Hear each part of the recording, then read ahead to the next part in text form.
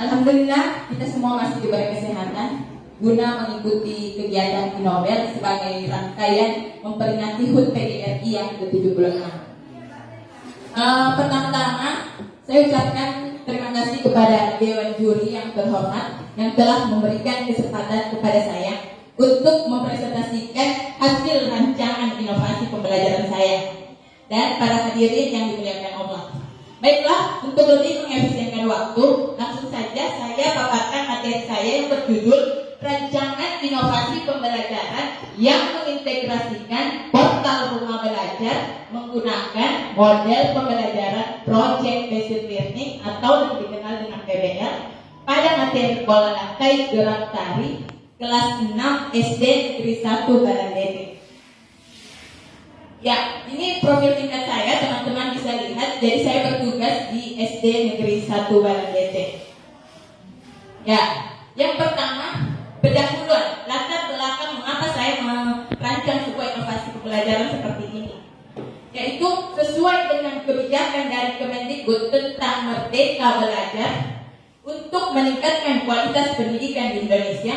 Olehnya itu dapat didukung dengan adanya inovasi pembelajaran terbaru dan pemanfaatan TIK dalam proses belajar mengajar.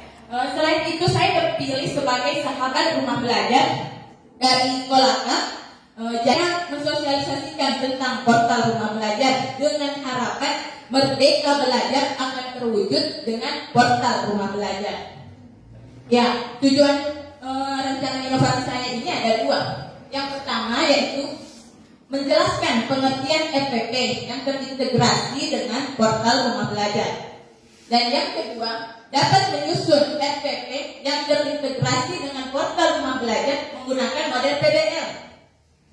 Dan manfaatnya ada dua. Yang pertama secara teoritis sama, yaitu sebagai penambah rujukan atau pemahaman tentang inovasi pembelajaran menggunakan model PBL. Dan manfaat praktisnya bisa dirasakan langsung oleh sekolah, guru, dan pembaca sebagai tambahan rujukan. Dan bagi siswa bisa belajar berkolaborasi dalam model pembelajaran Project Based Learning. Ya, tinjauan pustaka, apa arti belajar? Salah seorang ahli pendidikan dari Amerika Serikat berpendapat bahwa belajar merupakan proses perubahan diri dalam bentuk penguatan yang nantinya diharapkan perubahan itu dapat terjadi secara permanen dalam bentuk sebuah pengalaman. Kita sering mengenal belajar dari pengalaman, itu yang terpenting. Ya, sesuai Permendikbud nomor 65 tahun 2013 tentang standar proses menjelaskan bahwa RPP ialah rencana kegiatan pembelajaran tatap muka, boleh satu kali pertemuan atau lebih yang dikembangkan dari silabus untuk mencapai kompetensi dasar. Sedangkan pengertian RPP yang terintegrasi dengan portal rumah belajar ialah rancangan pembelajaran yang mana aktivitas pembelajarannya itu mendaya gunakan portal rumah belajar guna mencapai tujuan pembelajaran.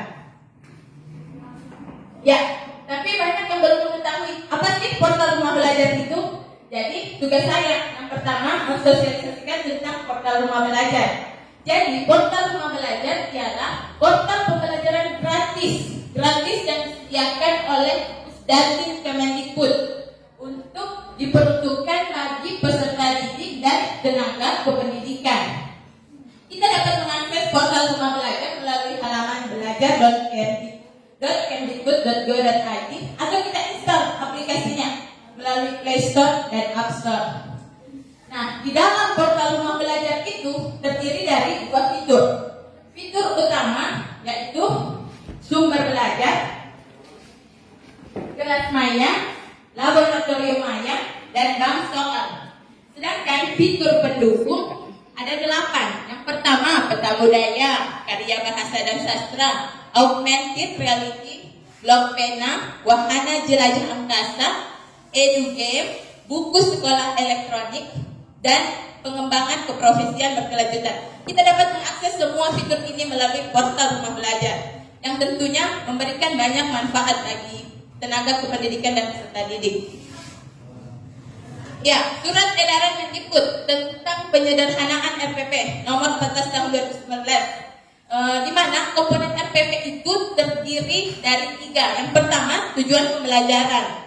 Yang kedua, langkah-langkah pembelajaran. Dan yang ketiga ialah penilaian atau asesmen pembelajaran, atau lebih kita kenal dengan sebutan RPP 1 lembar, yang memuat komponen 3 komponen RPP tersebut. Selanjutnya, bagaimana sih menyusun RPP yang mengintegrasikan portal rumah belajar? Jadi, yang pertama yaitu identifikasi topik. Yang kedua, identifikasi fitur-fitur rumah belajar.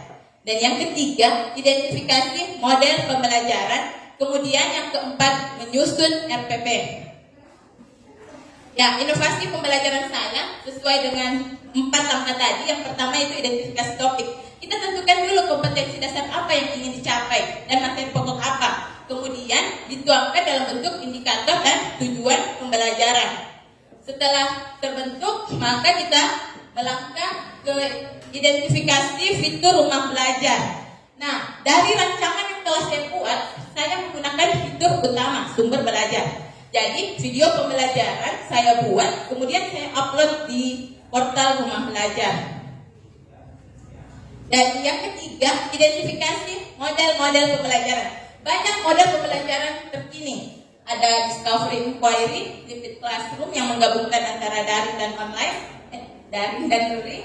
Ya, dan kali ini saya menggunakan Project Based Learning. Project Based Learning ialah model pembelajaran yang memberikan kesempatan kepada siswa untuk berkolaborasi, kreatif, berkomunikasi dengan teman-temannya, dan yang keempat, siswa lebih berpikir kritis. Nantinya diharapkan aktivitas pembelajarannya dapat menyeluruh. Ya, adapun langkah dari model PBL itu ada 6 ya. Yang pertama, menentukan pertanyaan mendasar. Kemudian yang kedua, mendesain perencanaan proyek. Dan yang ketiga, menyusun jadwal. Yang keempat, memonitor kemajuan proyek. Jadi guru harus memonitor sejauh mana kemajuan proyek yang telah dibuat oleh siswa. Jadi proyek siswa itu yang mempresentasikan karya tadi.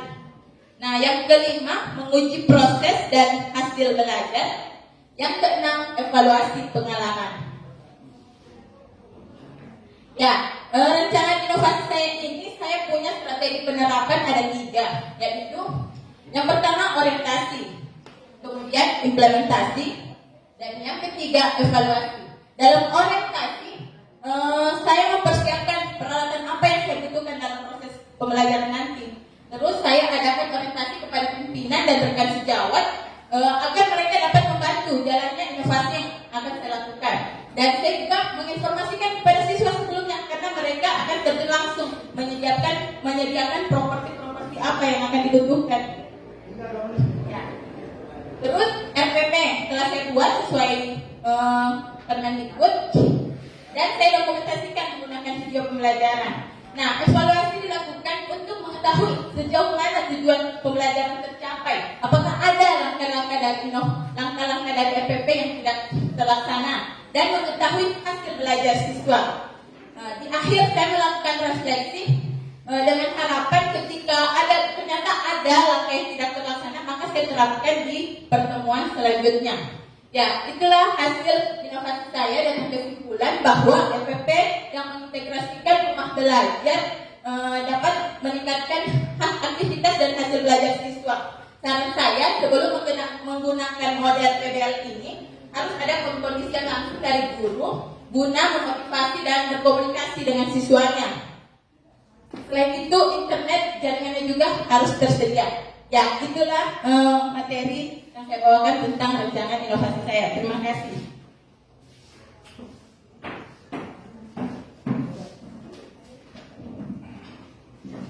Terima kasih